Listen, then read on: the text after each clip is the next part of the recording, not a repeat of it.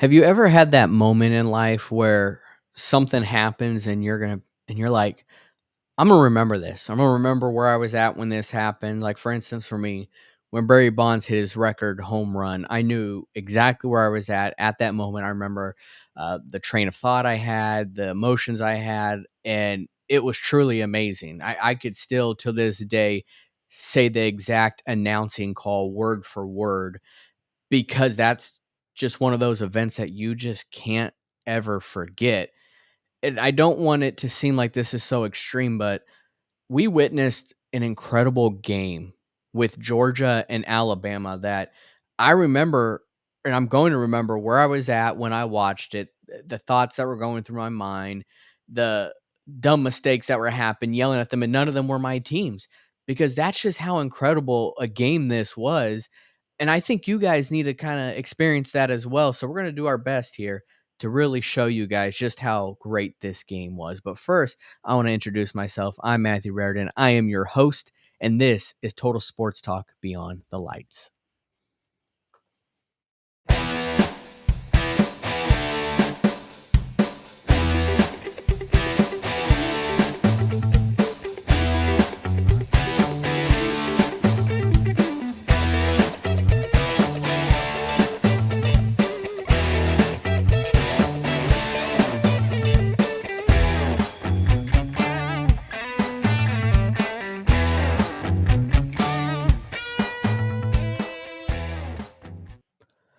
What's going on, everyone? Welcome to another episode of Total Sports Talk Beyond the Lights, where I'm your host, Matthew Raridan.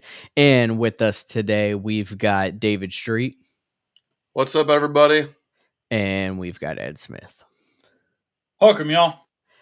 Guys, this game that just happened that took place between Georgia and Alabama is an all-time classic. I feel like anytime these two teams play each other, it's an all-time classic, but there was just something more about this game that made it that way, whether it was the incredible comeback that Georgia had that did fall short or how dominant this Alabama team was at the beginning. And honestly, guys, this is truly the tale of two halves because I even made a tweet about this. Alabama, with how dominant they were, at one point up 28 to nothing, I was like, this team, no one's going to ever be able to defeat. If this team shows up every week, I might have jinxed it. Yes, Alabama came out with the win. They did win 41-34, but watching how dominant they were, I can't think of a single team in the nation right now. Sorry, Ed, that could have even touched that.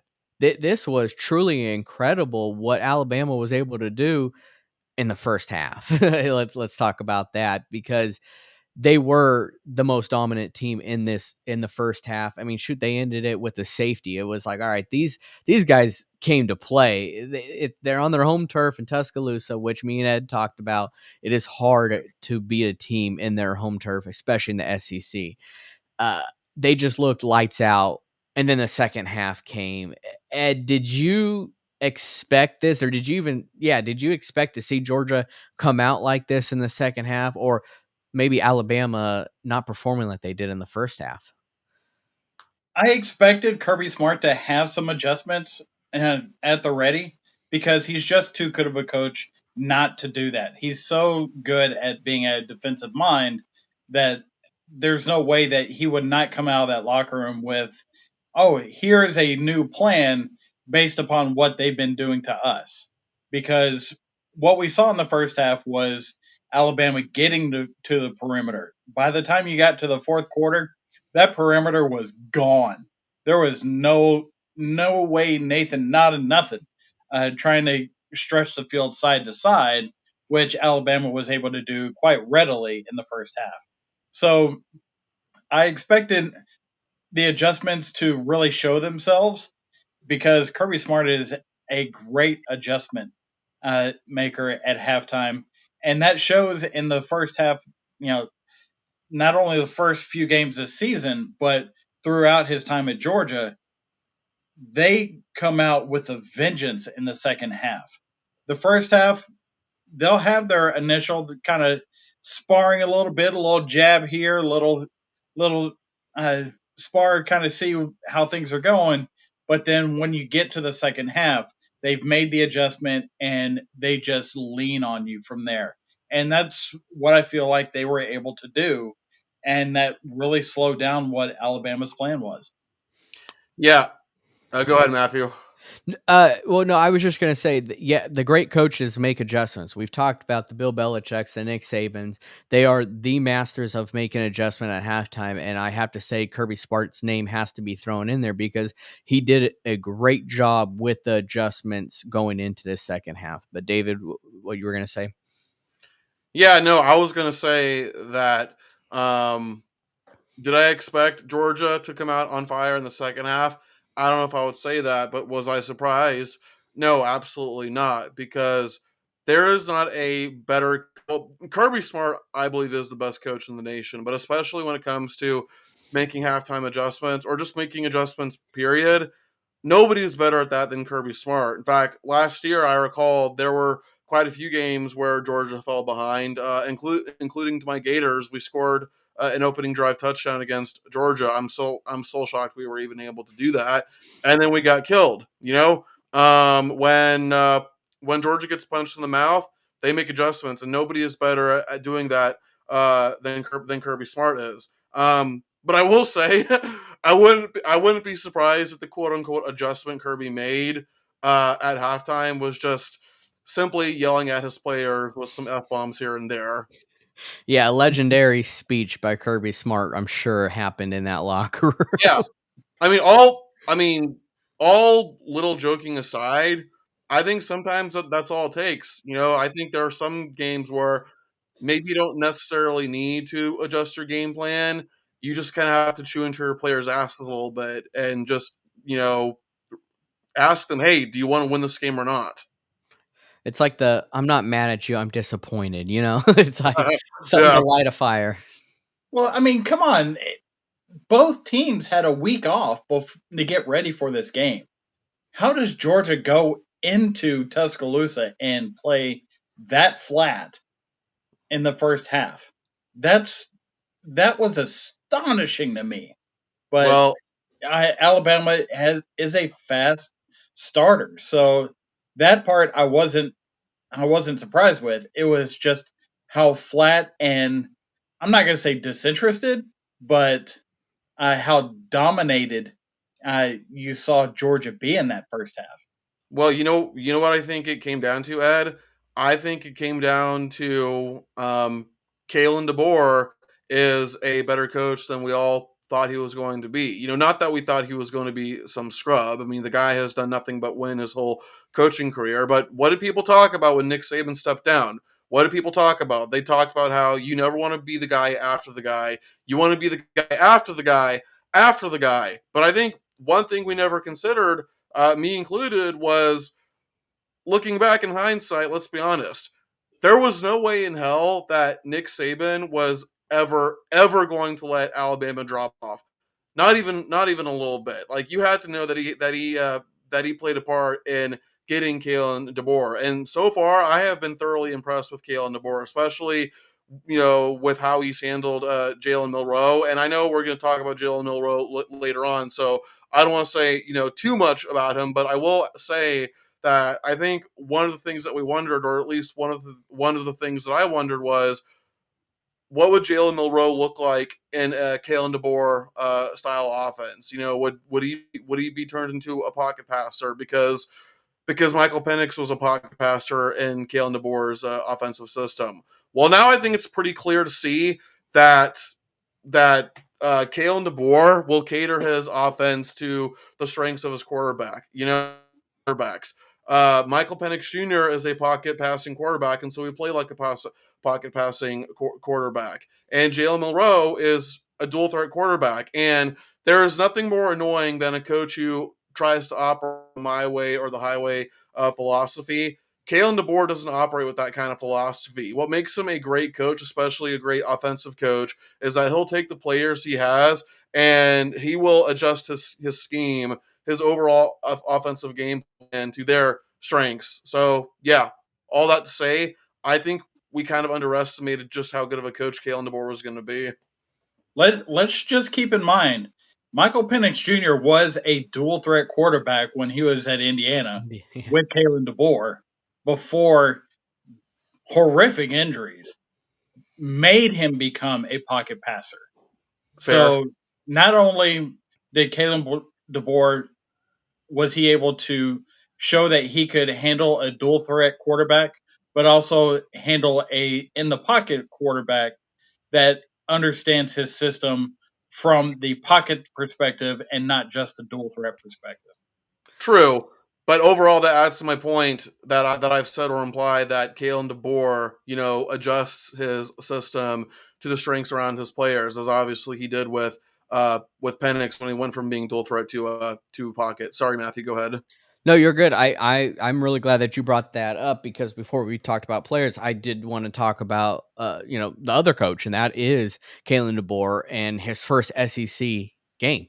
Against the SEC opponent, this was big, and it doesn't get any bigger than facing Georgia, and he did phenomenal. But there's another person that I want to give their flowers to, and that's the other Nick. That's Nick Sheridan, who he also brought over from Washington, because I think that he had the perfect scheme for that offense going in against Georgia. Like Ed said, Georgia was so flat in the first half that it was almost like it was a chess match for Alabama. They were playing chess while while Georgia was playing checkers, because I don't think I've ever seen Georgia look that bad in a while. And that's exactly what Nick Sheridan and Kalen DeBoer did with this Alabama offense against Georgia. They were firing on all cylinders. I don't think there were a single mistake really could have been made. They were just that good and just made Georgia look that bad. So I did want to give, my flowers to both Kalen DeBoer and Nick Sheridan with what they were able to do against the Bulldogs. Yeah, and somebody else to give some flowers to is Carson Beck.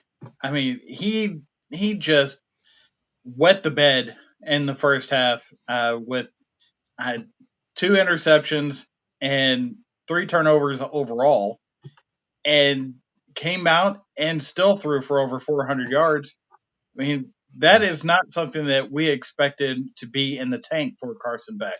No, not We at all. expected Carson Beck to his ceiling being, oh, well, he'll throw 19 of 26 for 280 yards and, 3 touchdowns.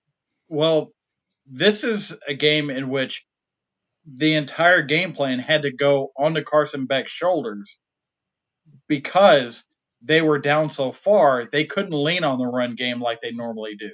So to turn around and see another level out of Carson Beck is something that we've all wanted to know if he could do, especially if he is really going to be this NFL draft prospect that people have made him out to be. And I think he proved something to go towards that after this season with this performance here. And I you had touched, Matthew, you had touched real quick on the fact that this was in Tuscaloosa and not as a neutral site SEC championship game environment. Do you think that fed into some of the excitement that this game had being on campus versus a big corporate event like a championship game? Oh, absolutely. The SEC alone, home matchups are, it's like we're going to a concert, honestly. It is so live, it is so loud that it plays such an effect to the opposing team. And when you're playing at the Georgia Dome or you're over here in Atlanta, Georgia, it's a little, I feel like it's a little different. Whereas you're on the home campus, you were just at a party probably the night before, it does bring that a different atmosphere. So I do think that does have a special effect. yeah, And and I Dave, know. as somebody that is from the SEC themselves, uh, can you speak on that from firsthand? Well, I think anybody who knows, if there's one thing you should know about SEC football, man, it's practically a religion here in the South. Ed, as a fan of a team who's new to the SEC, I think you're seeing that, first and foremost, right? Like, yeah, like I said, it's practically a religion down here in the South. SEC fans go to church twice. Saturday at college football games and Sunday in those pews. And just to talk about Carson Beck real quick. Going into the season, he was projected to be the number one overall pick. Now that's changed, obviously. I think Cam Ward is probably now projected to be number one, but I think in a way, I think the kind of game that Carson Beck had, and certainly the second half, I think actually lends a strong argument for him to be the number one overall pick, or at least a high draft pick, because one of the things that scouts look for is how do you bounce back? Because obviously every player, every quarterback is going to have his bad moments, but it's how are you going to bounce back? Obviously, Carson Beck's team ultimately lost, but for him individually, he bounced back in a huge way. It was practically a Jekyll and Hyde performance for him.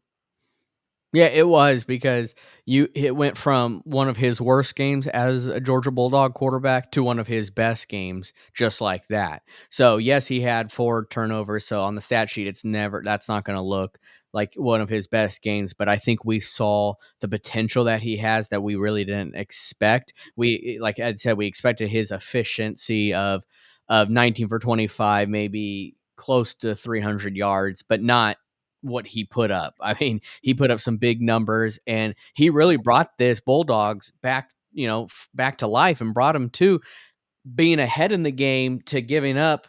And we might as well start talking about him right now, giving up a bomb to a 17-year-old Ryan Williams, which I'm sure you heard probably 20 times if you watched the game.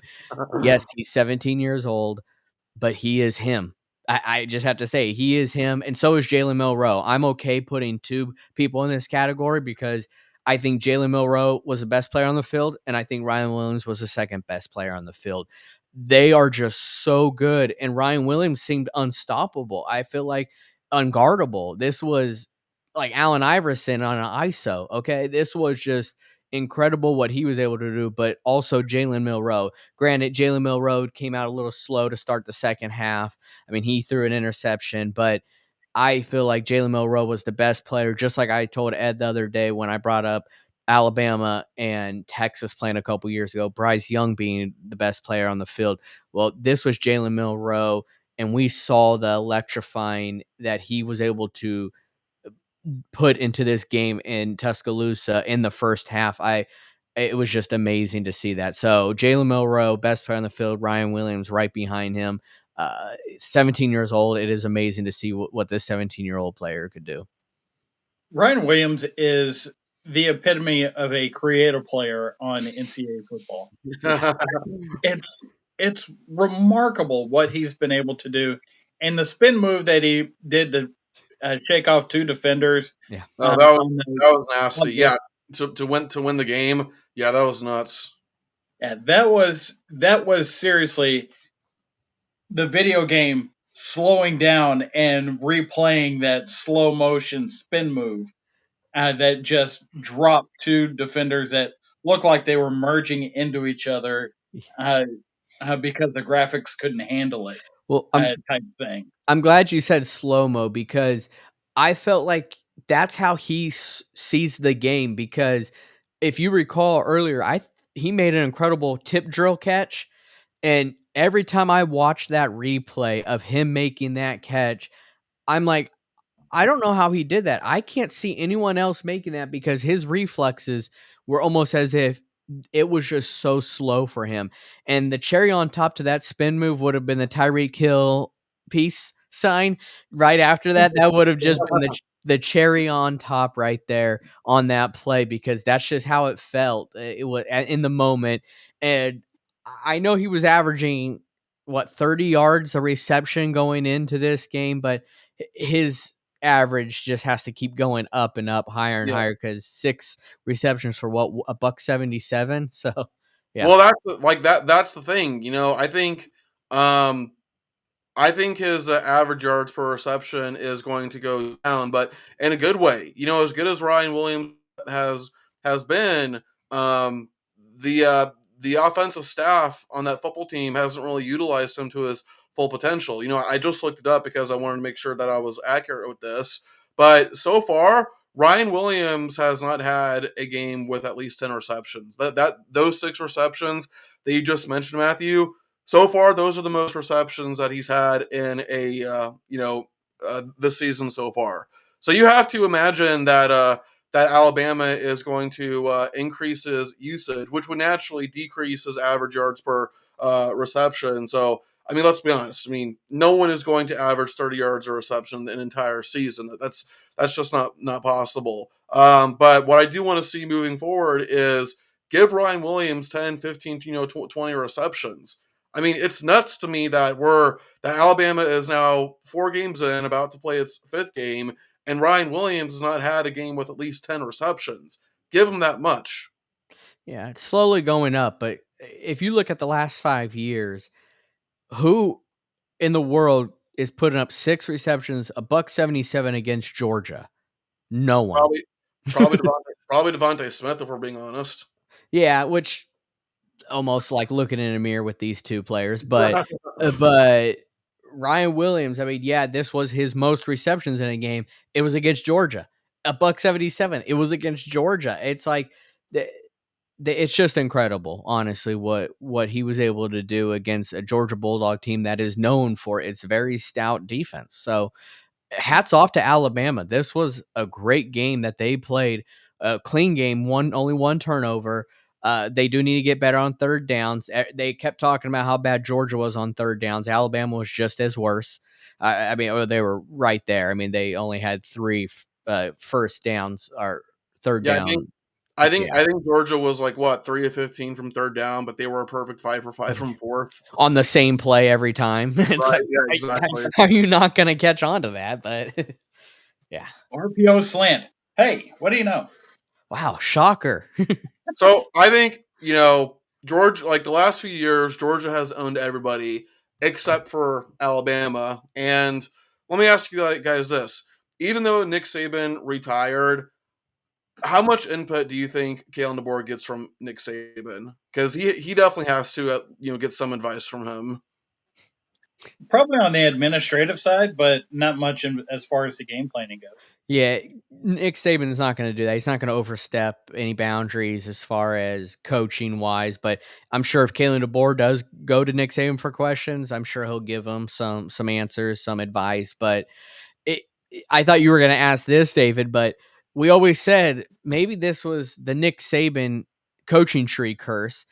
Maybe it's just Kirby Smart just can't beat Alabama. I mean, maybe that's just what it is. It's not necessarily Nick Saban, but Nick Saban, he helped create this team. So I don't want Yeah. to, say this is all Kalen DeBoer, all Alabama. Nick Saban did bring a lot of these recruits in.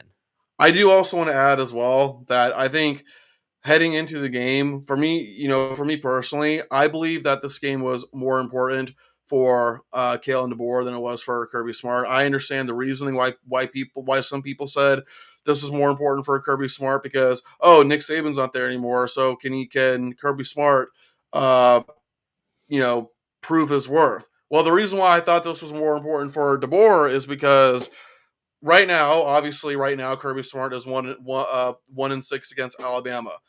He could go 1-20 against Alabama his whole entire career, and it's not going to matter. You know why? Because every, or at least most coaches have, like most coaches struggle against certain coaches. It just happens. But Kirby Smart has more than proven himself as a great coach. He already has 2 national titles to his name. If he retires today, he's a lock for the Hall of Fame, college football Hall of Fame. Okay, first ballot. That's why I believe this game was more important for DeBoer, because overall, Smart has already proven himself as a college football coach, whereas DeBoer, up until that point, hadn't really proven himself, or he had yet to prove himself as a SEC football coach, if you will. Yeah, this isn't Sioux Falls. I mean, Yeah, this is the yeah. SEC. So I agree there. I felt the same way that this meant more to Kalen DeBoer. Ed, is there anything you want to add before I head on to the next game here? I was just going to add that this loss puts Georgia behind the 8 ball. We had talked about it on Friday because now they have to go and play Tennessee, Ole Miss, and Texas here before the end of this year. And I don't know if we're going to get the same atmosphere that we had out of this game, but we're going to get the same intensity because all of them are top 10 matchups. And in this SEC, where, we've got up to 6 teams that are in the top 10, it's a do or die league. So You're you're it, not you're not at least a little concerned, Ed, because you have to realize that Georgia is going to play pissed off now. Like nobody hates losing more than Kirby Smart does. Like I'm pretty sure that guy would loses a week of sleep every time he loses a game. That's how much he hates it. well, and that's kind of my point is he hates losing so much that you're going to be playing a pissed off Georgia, but you're also going to be playing a disrespected Ole Miss. Uh, so there is that.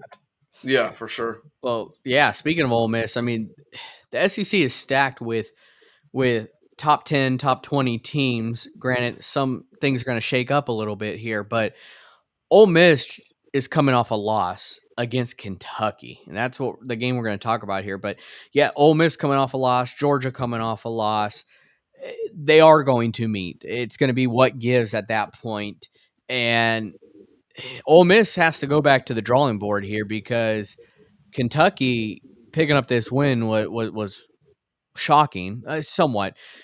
Kentucky almost pulled off the upset just a couple weeks ago against Georgia. So they're playing some good football, especially against some of the top programs. But it also could be that some of these top programs are looking past them.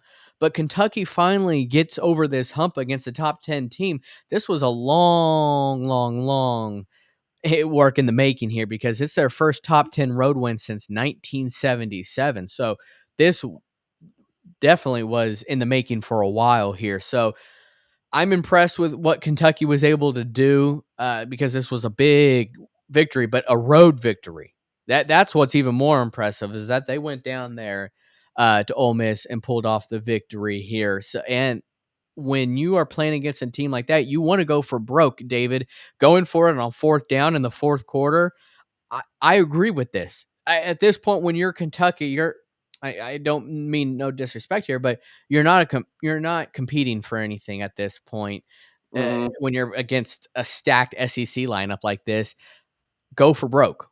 Yeah, I mean, at this point, if you're Kentucky, you're not worried about making a conference championship, let alone winning Natty. Your main focus is to play spoiler to teams. And also, you got to give additional kudos to Kentucky coming off of that loss against Georgia and then going on the road and having this kind of performance. So not only are you getting up from being knocked out by Georgia, you're going on the road in a really tough environment, in hotty toddy land, whatever that means, and and playing another top 10 team. It's back to back. And like the SEC always says, it never stops. There's always another big dog waiting the next week to come after you. Well, I And think Kentucky's withstanding the punches and able to punch back some. well, Ed, in a way, I also actually helped Kentucky because I think Kentucky realized, hey guys, we almost beat Georgia. Okay, the team that's probably going to win the national championship certainly is going to make the playoffs. We almost beat those guys. There's no reason why we can't beat these guys. And I have to say, I am not surprised out of all the top 5, top 10 teams that Kentucky beat Ole Miss because, with all respect to Ole Miss and its fans, okay, Ole Miss is not a staying power kind of program the way that Georgia and Alabama and Ohio State are, okay? Ole Miss is a flash in the pan kind of team. And I think Ole Miss fans need to be honest with themselves. They have a great thing going for them right now. And I think Josh Pate kind of said something similar to give credit to him. But yeah, basically what I said. They're a flash in the pan kind of team. And that's not being mean, But historically speaking, traditionally speaking, that's just the facts. It is, and I should have took the Kentucky underdog pick here. I really should have, because when I saw that Lane Kiffin was more concerned about Hugh Freeze and not this game, he was overlooking it. That pretty much answered my question earlier. That are these teams just overlooking Kentucky? Well, that's exactly what Lane Kiffin was doing. He was worried about all this other stuff and social media and not about this game. And that's usually how the cookie crumbles when players or coaches do stuff like this. Look at Cam Taylor-Britt in the NFL talking all that crap about Jaden Daniels. Guess who got smoked? Cam Taylor-Britt. That's just how the cookie crumbles. Don't run your mouth. Don't look over these games, because every game matters. And guess what? Kentucky was here to play spoiler, and that's exactly what they did. Well, I think, in fairness, I think Lane Kiffin was also preoccupied about his next coaching stop, which is a certain program. His name I will not mention, but it's a certain program that's got a bright future. Kind of down right now, but the future's bright. Yeah. And not to belabor the point, Ole Miss as a team probably felt like they were better than what they were, simply because of how well they dominated the middle school teams that they had played up to this point. Yeah, for sure. Yeah. They played an absolute joke of a schedule. Yeah, they really have. I mean, people will call it pretty cupcake. It is really what it is. Dude, didn't even Lane Kiffin acknowledged, didn't Lane Kiffin in a press conference say that, yeah, our schedule hasn't really prepared us for the SEC well, we're hoping that our practices are doing a better job at that. Well, now that Wake Forest paid to drop out next year, maybe they'll actually find a real opponent. Yeah. So, yeah, we always know the non-conference games, especially SEC, are always cupcakes, but it really I feel like it's starting to bite Ole Miss and even Jackson Dart in the butt, because when they actually play a conference opponent in Kentucky, they look like they weren't prepared. They weren't ready for this matchup. So Jackson Dart, he was having a pretty good year going into this game, and now that has shaken up. But maybe that's for the best, because I feel like sometimes the pressure is on when you are considered a Heisman candidate. That when a game like this happens, and I feel like he's no longer a Heisman candidate or finalist, that the pressure's off. Now go do your thing. Go have some fun. Go play ball and win these games for Ole Miss, because that's what you're going to need to do. And maybe if you put up all these big numbers without having that pressure on you, maybe you end up being a Heisman finalist. But I just feel like now after this game, that pressure should be off. Don't look at it anymore and just go have some fun. So that's just my point there. But we saw another top 10 team go down, Utah Utes. They have just had I'm trying to think of like the best word for it, but it's been a big letdown for the Utes, because the Utes are better than this. But the biggest question mark is Cam Rising. What is going on with Cam Rising? This injury really did affect him, I feel like. Is he ever going to play again? We saw last year he didn't play. And Utah has always been a better team than this, but obviously with the injury bug, that's tough to get around. But Arizona, they had their way against Utah here. Very impressive road victory, 23-10. They're now 1-0 in the Big 12, and they're 3-1 overall. So, kudos to Arizona for this road win. This was big. What year is Cam Rising? Is he a 6th-year, 7th-year senior? I think he's a 6-year senior. I think he is year AARP. He's not no Cam McCormick 9th-year senior. Gosh, that never gets old. Like he's already qualified for Medicare. Right. I'm sorry, but I'm just gonna say it. I understand that Cam Rising has been dealing with injuries and that they've held him back and all that, man. But I'm sorry, dude. At some point, just graduate college already, okay? it's even been, and this is a very strong term, but it's kind of embarrassing that he's still in college at this point. Now, granted, I don't want to come across as a hypocrite because I did years overall of college, okay? And unless Cam Rising is getting a medical degree, I don't see why he's still there. Again, I know injuries and all that, but dude, at some point, you just have to move on. Uh, Yeah, di- uh, yeah. Ditto to that McCormick guy too. well, and they strung him along through last season and his last season into the Pac-12. You're like, oh, he'll be next week. He'll be next week. He'll be next week. And then after week 6, everybody's like, is this going to happen or not? And they're like, no, it's not going to happen now. It's a redshirt year. It's like, what? What? Yeah. I mean, They knew it all along. Yeah. yeah, they had to have. But on the flip side, yes, all this talk with Cam Rising, Arizona is a team that has not played up to their potential before the bye week last week. They had not played to the standard that was set uh, with last year, kind of going into this year. And this game, they really did play up to their potential, and we saw what they could do against a team like Utah that will smack you in the mouth. Well, guess what? They hit first, and they were hitting pretty well through most of that game. And Fafita was uh, really accurate. He was making good decisions. He was not turning the ball over, and really just leading this team.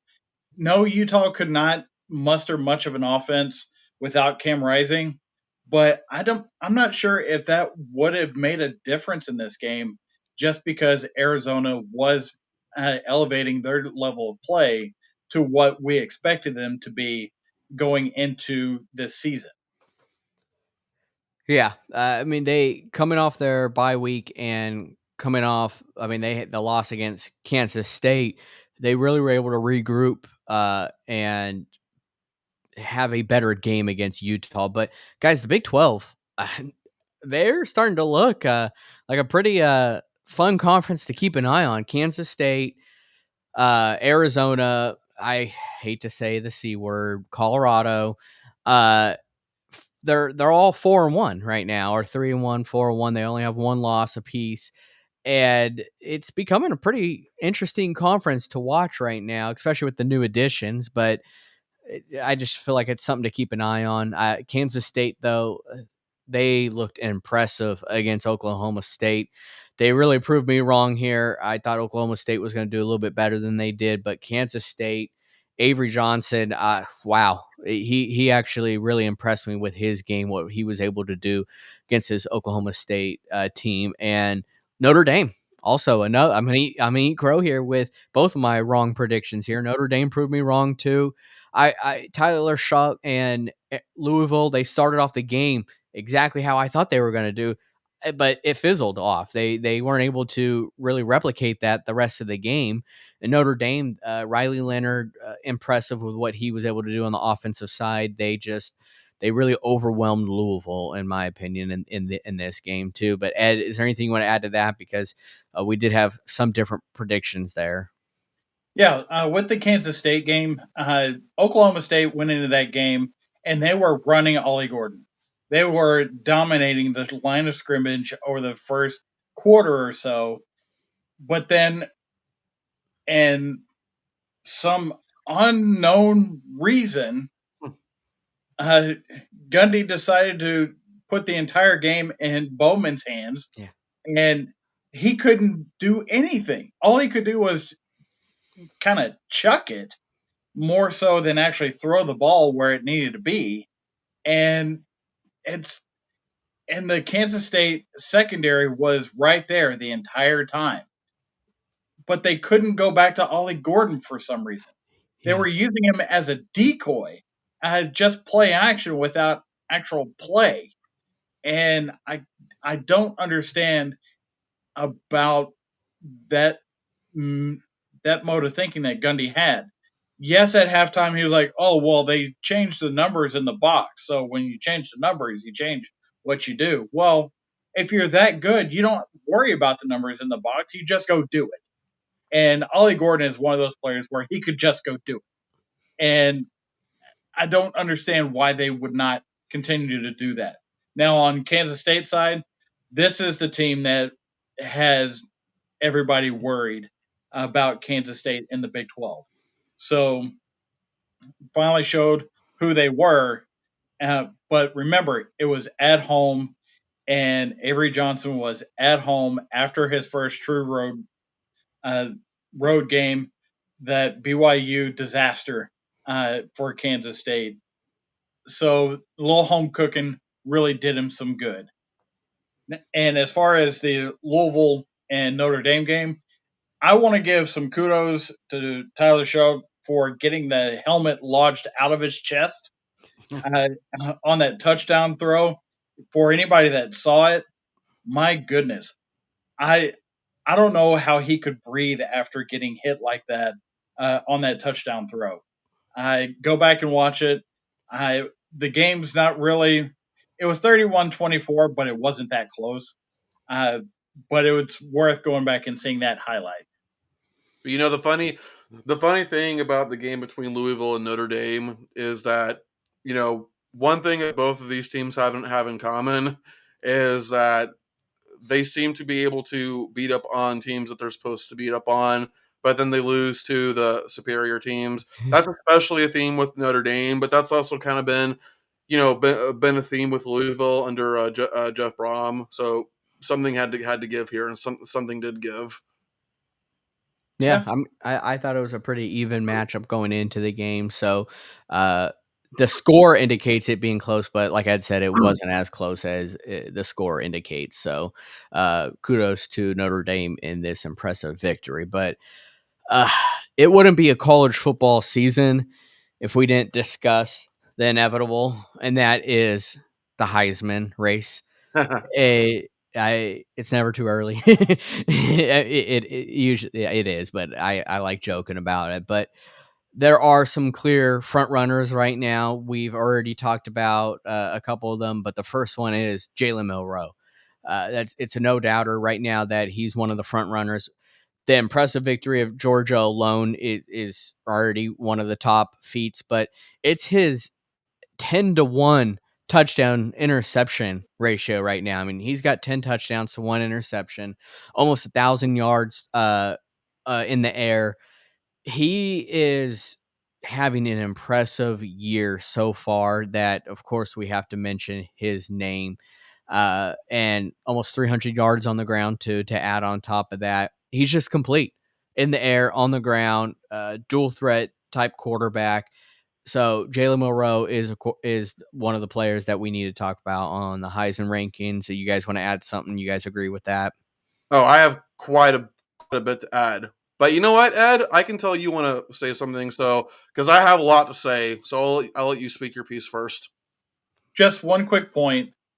Jalen Milroe is also a quarterback that went on the road to Wisconsin and played a top 10 thriller of a game at home so far on their schedule, whereas some of these other players that we'll talk about haven't had the hardest of schedules, we'll say.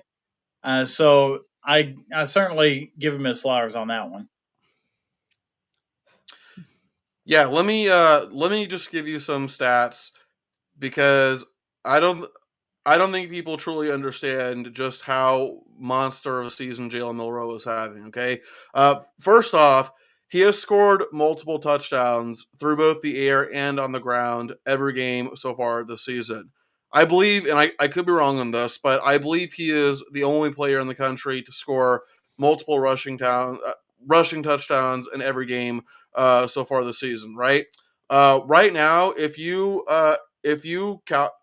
calculate the numbers he's put up right now to an average of a 12 game season, he is on pace to have about 2,900 yards through the air, 30 passing touchdowns, and 800 plus rushing yards, and 24 rushing touchdowns. And I think he's easily going to get 1,000 yards on the ground. The only reason why he doesn't average out to 1,000 yards on the ground right now is because he's had one game where he had less than 70 rushing yards. That one game, he only had 2 rushing yards.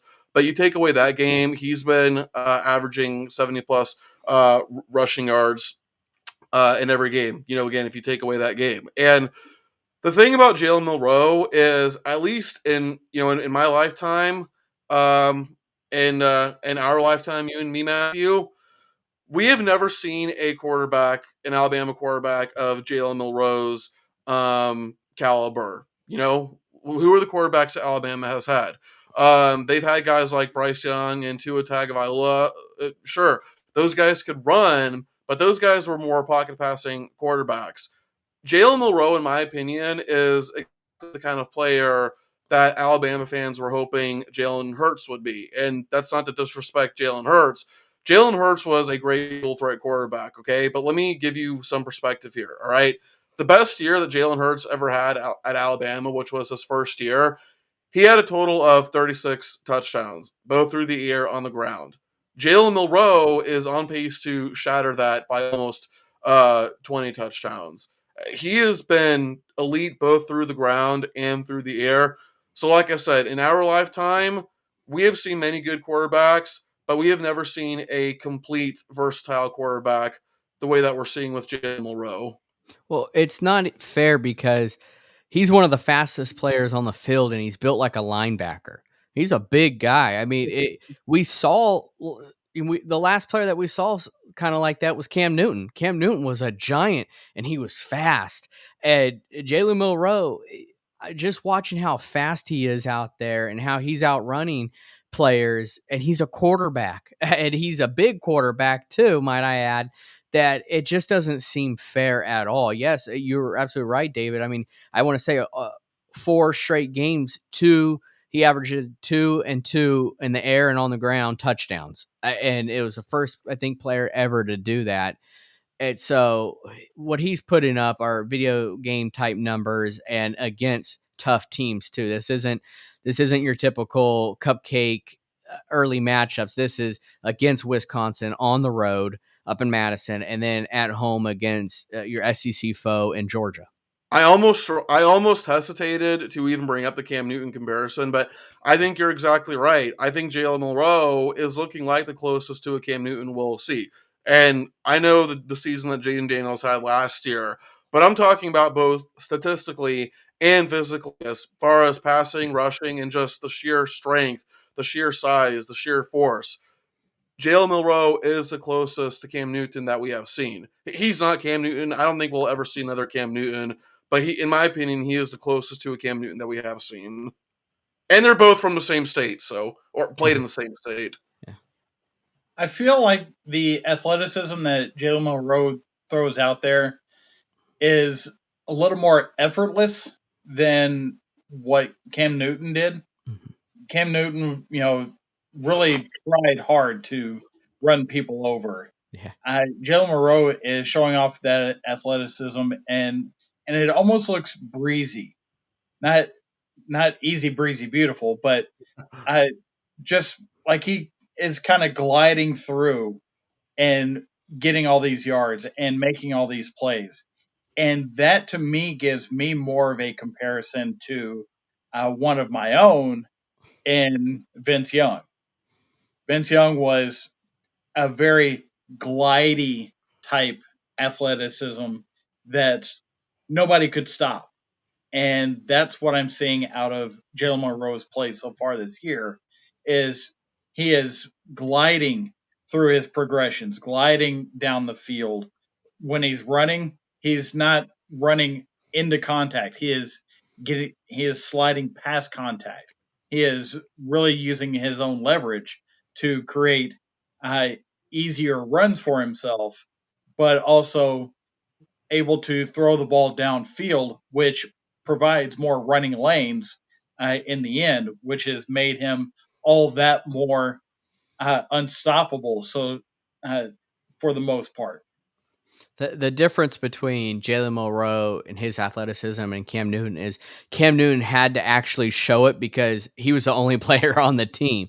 I mean, let's be real. It wasn't the Auburn Tigers. It was the Auburn Cam Newton. So that's the reality. Where Jalen Milroe's got a lot more weapons, but yes, he's more fluent with his athleticism that he just glides out there. So great comparison though, Ed, with Vince Young, because I want to say they even brought up Vince Young in the game too the other night. But yeah, Vince Young's great comparison. Our second player that we got to talk about here, and this is not because the media is going to. This is, I think, a legit person that needs to be talked about, and that's Travis Hunter.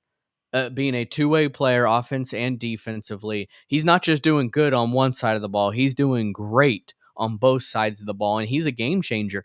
Yes, I get that they haven't played the toughest opponents, and I would love to see Travis Hunter in an SEC game. I really would, because that's where we get to see just how great he is. It's the closest thing to the NFL that he'll see in college, in my opinion. But Travis Hunter is the real deal as far as I'm concerned with what he's done so far. He is going to be a top 5 pick. And shoot, I know he won't be a number 1 pick, but with what he's doing, he could be talked about as the number 1 pick, in my opinion, because it is that incredible. But Travis Hunter needs to be talked about for Heisman, even if his team does bad. We saw last year with Jaden Daniels, you don't have to be undefeated. You don't have to be the top team in your conference to win the Heisman now. So if that's how they're going to do things, Travis Hunter will be talked about in the end, even if Colorado doesn't do the best. But right now they're 4-1, and dude's balling out. David, I mean, you got to see these. We saw what Dion was able to do at Florida State.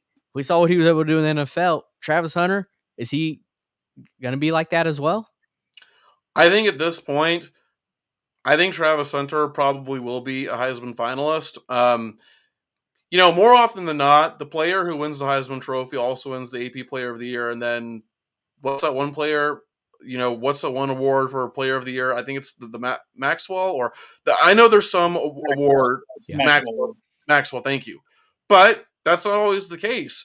And I think we could possibly be looking at a season where one player wins the Heisman Trophy, but then another player, that other player being Travis Hunter, wins the Maxwell Award for best overall player in college football.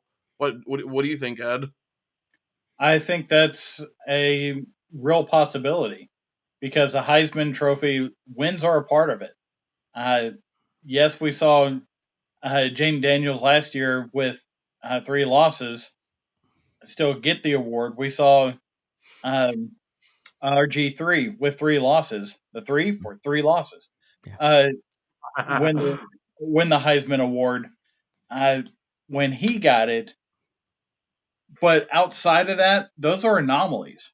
Those are not the norm. Did you say Lamar Jackson? No, I had not mentioned Lamar Jackson. Yeah, but you're right. It is still an anomaly at the end of the day.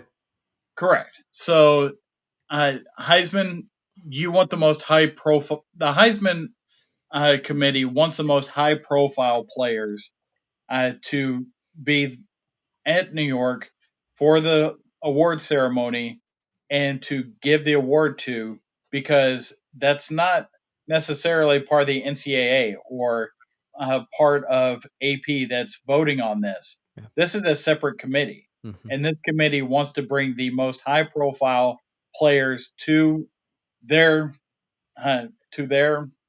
show so they can get more sponsorship for their show, and that's why you're going to see players that are on the best teams be in New York for the Heisman, and most likely the most high profile player, even if he's not the most deserving, but one of the most high profile players win the award. And I think this is a year in which you may see Travis Hunter win the Maxwell Award for best overall player, but the Heisman being a separate entity, I really think they're probably going to go with another quarterback. Yeah, that's usually where it always heads. But he is a high profile player, and I think that he'll probably be there, and he does deserve to be there. I don't want to say that because he is a high profile player. The guy balls. He does on both sides of the ball. So if he continues the trajectory that he's at, I don't see why he shouldn't be there. But he probably won't win. real quick off the top of y'all's heads, if you had to pick some Heisman finalists, who would they be? And I'll go first. I think for me, it would be Jalen Milroe from Alabama, Travis Hunter from Colorado, and Dylan Sampson from Tennessee, and maybe one or two more. But for now, those would be my three Heisman finalists: Dylan Sampson, Travis Hunter, and Jalen Milroe. Yeah, I like that Samson. That really threw me off, but I know they love their quarterback, so I wouldn't be shocked if Nico is in there or even Cam Ward, honestly. Nico's been good, but Nico hasn't really been sticking out as he has out as Tennessee's clear best player, and I'm sure Tennessee fans don't really care because they're winning. Arguably the best team in the nation, right? But I expected him to kind of be more. Well, I'm drawing a blank right now, but I think you guys get what I'm trying to say. Yeah, and that's why when I joked about it, how it is early that we're talking about it, because just give it a couple of weeks and these names could change. Absolutely. And at this point, we could see a token group of five player wind up in New York as well, with Ashton Genty out of Boise State. He's balling too. So Yeah, and I feel like we're going to talk about him here soon, but I got to jump to one of the players that I mentioned also being a finalist, and that's Cam Ward. Sorry, David. I know we got to talk about him, but That's all good. he I honestly totally forgot about Cam Ward, so I think he would be my fourth finalist. Yes, they barely pulled one out, but a win is a win. They are undefeated. They did somewhat beat Virginia Tech, whether you agree or disagree with that Hail Mary call that the refs made. But Cam Ward is putting up big numbers, 18 to 4 touchdown to interceptions right now. And his team's undefeated. I know I just mentioned that, but that is a big, important key factor. He does play at Miami. That is a big school. So all those are going for him right now. That he's got to be a finalist. He's 70% completion percentage. He's doing everything right, and Miami's winning. that's basically the criteria for right when we're talking about Heisman. There's just so much football left to be played. It's never too early to start speculating, and I feel like when we take a look at end of the first month, I think that's where we're at. Since that's where we're at now, we can revisit this here in another month because we'll have a better sample size as we get into conference play. But at this point, there can be no question that Cam Ward is part of the conversation. Yeah, absolutely. I agree there, but yeah, with the like I said, the trajectory where it's going right now, he's got his spot there. But this fourth spot that I want to talk about, and Ed just mentioned him, that's Ashton Genty with Boise State coming out of left field. I don't think there's a better running back right now. I mean, No, David. No, literally, there's not a better running back. In every sense of the word, there's not a better running back. He is a game breaker. He's just phenomenal, and he's fun to watch. I witnessed him against my Oregon team. He is a tough guy to take down, and even when you think you got him tackled, he's scoring. And we all saw the video against Washington State where he eluded like 8 tackles for a big touchdown. He's doing everything right, and he's got 845 rushing yards just in 4 games. I mean, he's putting up, these are like NCAA Madden type numbers right now. So he's got to be in there. And if he keeps this up, he deserves a spot there come the end of the year. Yeah, and I'm glad you brought up his 8 forced missed tackles, those 8 tackles that he eluded, because I mentioned before on an episode about a year ago that I believe a lot of times the success of a running back can be dependent on his offensive line, and I put more value in a running back through his yards after contact. What yards after contact, missed tackles forced, and all that. because anybody can run through a great offensive line. Well, unless their name is Trent Richardson, but other than him, anybody can run through gaping holes. But are you running past contact? Are you breaking tackles? Are you doing it on your own? That's what I think makes the best running backs. Yeah, and Yeah, and Boise State's offense is geared for him to do that. Even with the defenses stacking the box, much like we talked about with Ollie Gordon earlier. Ollie Gordon was in conversation for the Heisman last year. He was kind of far out in left field, kind of like this is. But teams are still stacking the boxes against him, and guess what? He still has over 200 yards a game. So, because that offense is designed for Ashton Jeanty to get his and just keep feeding that big dog, and all the way to what they hope is a group of 5 playoff berth.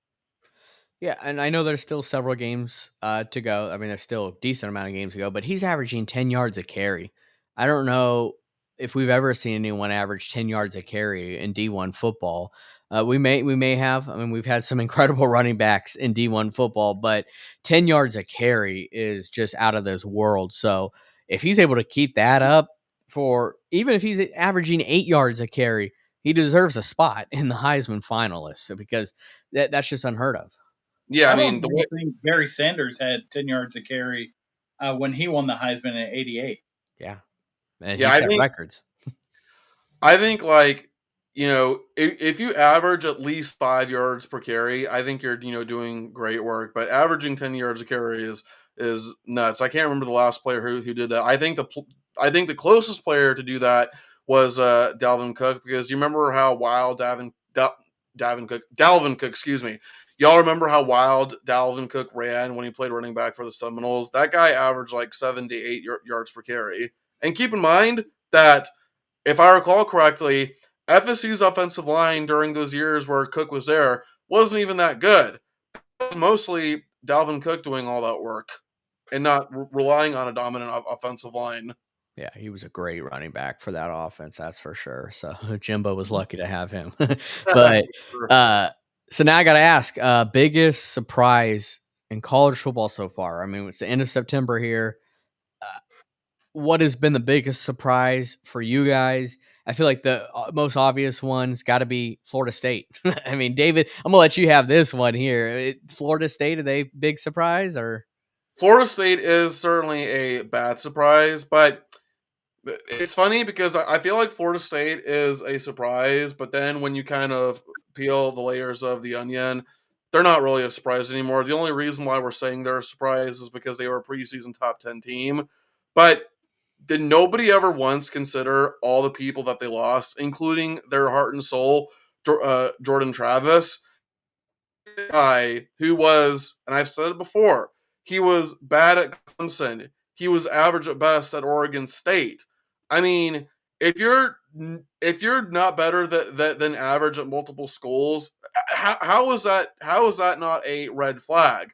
And that's the problem with relying on the portal too much, is that you're guaranteed to get some hits, but you're also guaranteed to get some misses as well. So yeah, I understand Florida State certainly looks like a surprise, but I think when you peel the layers, you dig into the numbers, it's really not that surprising at all, in my opinion. Ed? As far as Florida State, I,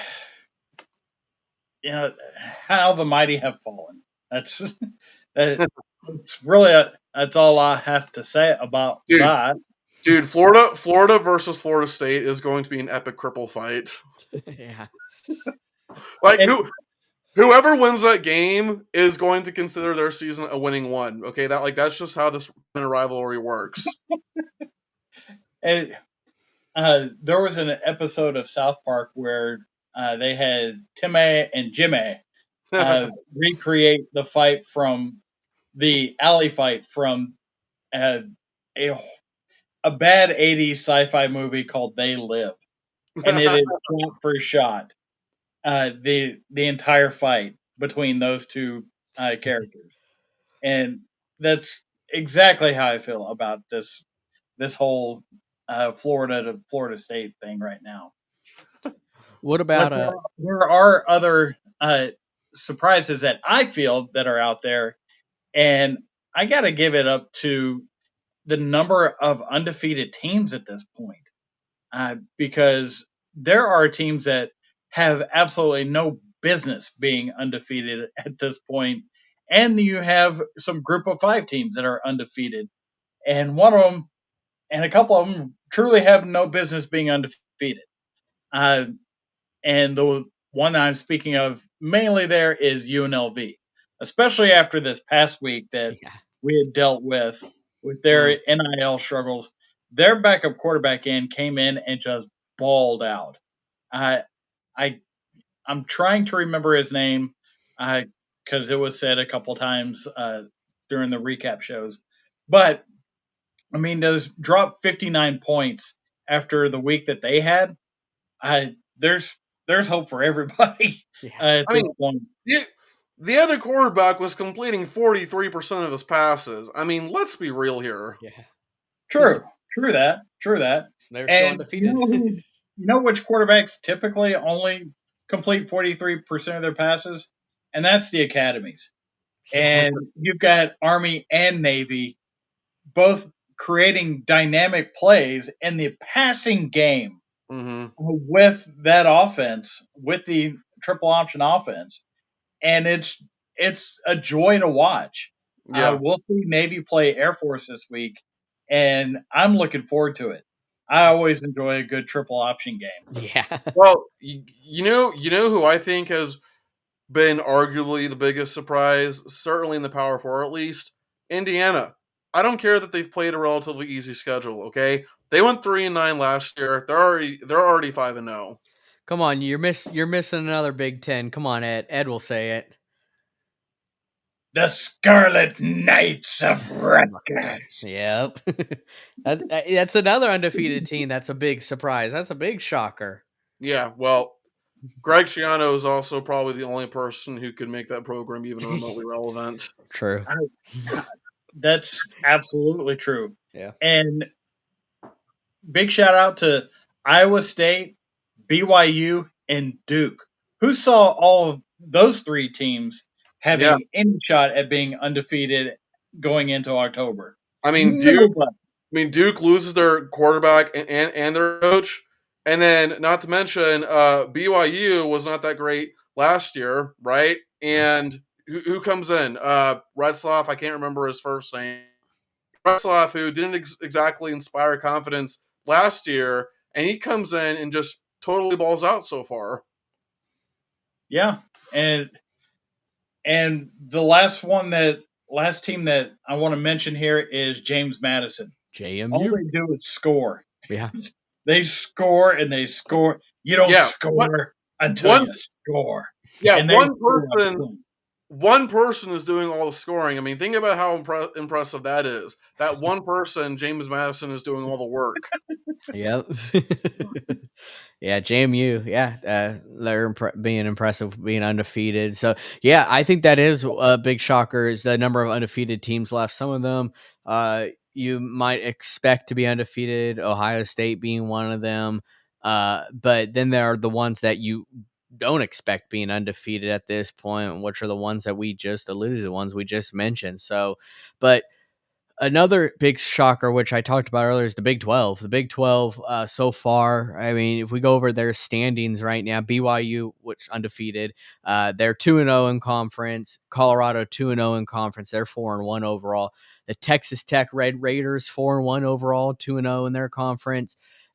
It's just there is a lot of teams in here that are just incredible with what they're doing so far, overall and within conference. So Big 12, big surprise there too. So Yeah, and for me, the biggest surprise of the Big 12 is everybody came into this year thinking, oh, well, the ACC is going to be the number three conference because obviously SEC and Big Ten are fighting it out, and to see, for supremacy there, who's going to be that third team of the Power Four? Everybody's like ACC. It's got to be the ACC. ACC this, and here we are. We've got uh, four teams that uh, from the Big 12 that are in the top 25 with 4 to 5 more teams that have similar records. This is a much more competitive league than what we went into the year thinking it was going to be, and I'm here for it. I think this has been a fun league to watch. It's not as high a level as Big Ten and the SEC, but it is certainly a competitive league that if you love football, you want to see that type of competition game in, game out. Yeah, yeah. I know before when we were ranking our conferences, I had the Big 12 last in my Power 4 conferences because I believed that Texas and Oklahoma, the two programs who have carried that conference for so long, that would cause a major drop off. But I think, you know, I definitely should have considered the fact that those two programs leaving would definitely make it a lot more balanced because now teams no longer have automatic losses. They don't have those automatic losses to Texas and Oklahoma anymore. So, yeah, I think those two teams leaving in a way actually ended up helping the Big 12 because it's helped to make the conference more balanced. Yeah, balanced, level playing ground. For sure. Yeah, yeah. So, but that's about all we have today, folks. We appreciate you guys tuning in once again, coming here for our episodes. We also appreciate if you continue to hit that like and subscribe button, share these videos, and also let us know of maybe what's your biggest surprise so far in this season. Because I think there's a lot more. There's a lot more teams that are big surprises, and there's more to talk about. So I would like to hear what you guys would have to say about that and your front runners as of now for Heisman. Said it's never too early, so I want to hear what you guys have to say about that. So we appreciate you guys doing that, and we will be responding back to you. But until next time, guys, we are rounding third, and we are headed for home.